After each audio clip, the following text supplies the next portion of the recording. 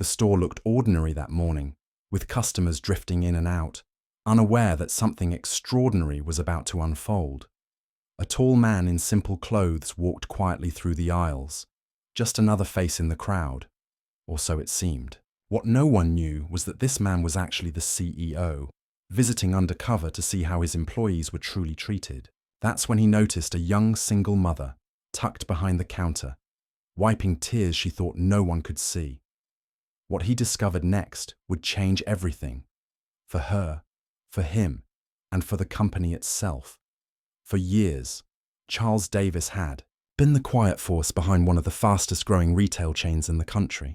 Born into poverty and raised in a neighborhood where opportunity was scarce, he had fought his way to the top with resilience, intelligence, and a relentless drive.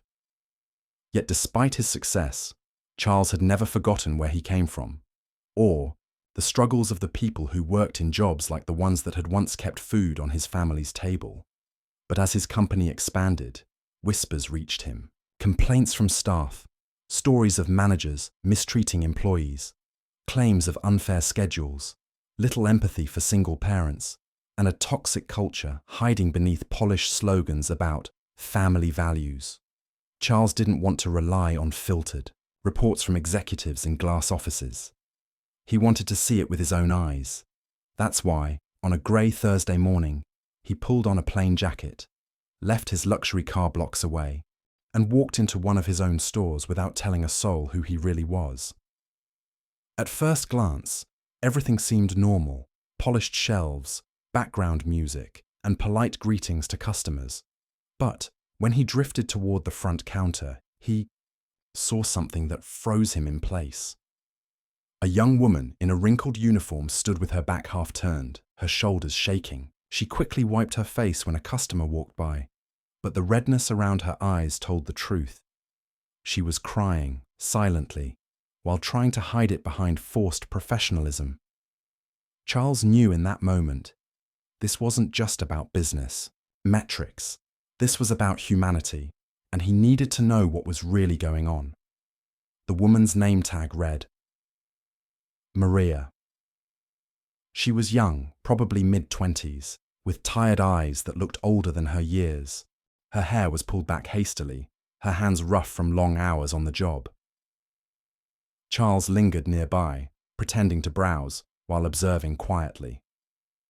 Maria greeted every customer with courtesy, her smile mechanical but polite. Yet the moment that line cleared, her shoulders slumped, and she leaned against the counter as if her body carried invisible weights.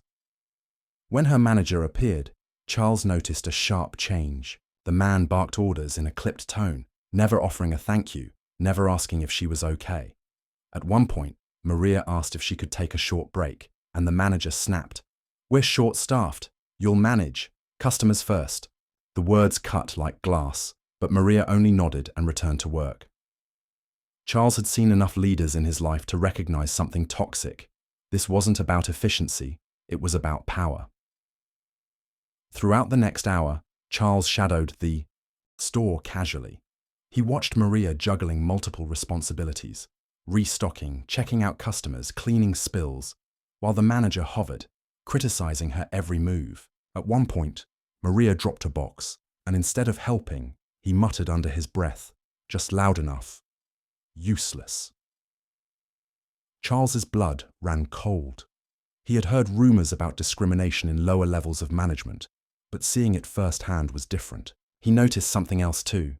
Maria's uniform looked older, worn compared to others. When another employee took a break, she remained behind the counter. When Charles checked the schedule pinned on the wall, he saw her name listed for long, back-to-back shifts, often nights, often weekends. Piece by piece, the story formed. Maria was being overworked, disrespected, and treated as if she were disposable. And the tears he had seen weren't random. They were the quiet collapse of a young mother struggling to hold everything together. He overheard snippets of conversation from co-workers. One mentioned Maria's child was often sick. Another muttered that she was lucky to even have a job. Charles felt anger rise in his chest. Lucky? No one should be made to feel lucky for being exploited. Then came the final straw. A customer, noticing Maria's tired state, asked politely if she was okay. Before she could answer, the manager interrupted with a forced laugh. "Don't mind her. Single mums always bring their problems to work." The cruelty of it stunned Charles. It wasn't just unprofessional. It was humiliating. Maria's face turned crimson as she bowed her head, ashamed of something that should have been a badge of strength. She didn't argue. She didn't fight back. She simply whispered an apology to the customer, even though she had done nothing wrong, and that's when Charles realized the depth of what was happening. This wasn't just one bad manager. This was a reflection of something larger, a system that allowed someone like Maria to be treated as invisible, while those in power abused their position without consequence. Charles clenched his fists.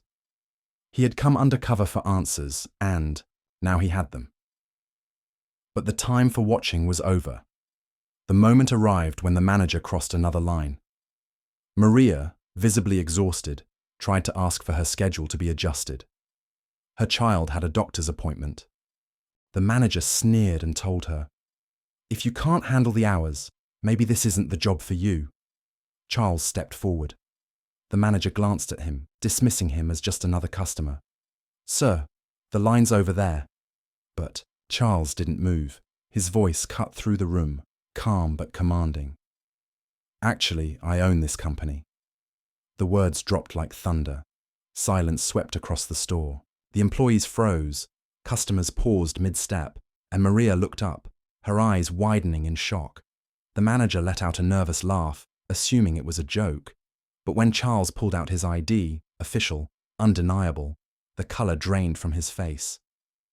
Charles turned to Maria first. He looked her in the eye, not as a CEO, but as a human being. "You've been carrying more than anyone should, and you've been treated unfairly. That ends today." Then his gaze shifted to the manager, whose arrogance had crumbled into fear. "You had the privilege of leadership, and you abused it. You humiliated an employee, disrespected her in front of customers, and failed every standard we claim to stand for. You're done here." The manager stuttered, tried to defend himself, but Charles didn't waver. The decision was final. In front of everyone, he stripped away the man's authority with a single statement. "You're fired." The store buzzed with whispers. Employees exchanged stunned glances. For Maria, tears welled again. But this time, they weren't from despair. They were from relief. For once, someone had seen her. Someone had stood up for her. And for the first time in a long time, she felt hope. The aftermath of that day rippled far beyond the walls of that small store. The toxic manager was escorted out, but Charles didn't stop there. He launched a full-scale investigation across his company, determined to root out every corner of neglect, discrimination, and abuse. Policies were rewritten. Training programs were overhauled. Most importantly, employees were given a direct, anonymous way to report mistreatment, straight to the top. As for Maria, Charles made sure her story didn't end with a single act of justice. He personally arranged for her to receive flexible scheduling, childcare assistance, and mentorship opportunities. Weeks later, Maria was promoted into a supervisory role, not as charity, but because she had already proven herself resilient, dedicated, and capable. She just needed someone to believe in her. Word of what happened spread, not as a PR stunt, but as a reminder. Leadership is about more than profits. It's about people. Customers noticed the change. Employees felt empowered. And Charles's decision to go undercover reminded everyone that titles mean nothing without accountability. But perhaps the most powerful change happened quietly. Maria, once broken down by exhaustion and humiliation, began to walk with her head higher. Her child noticed too, asking why Mum smiled more now, why she seemed lighter. That was the true reward. Not just a promotion, not just better conditions, but dignity restored, and for Charles, the day remained etched in memory.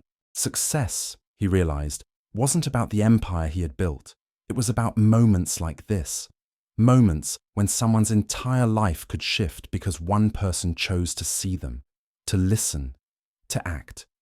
So the question lingers for all of us. How? Many Marias are around us every day, silently carrying burdens, waiting for someone to notice. And when the moment comes, will we look away or will we step forward?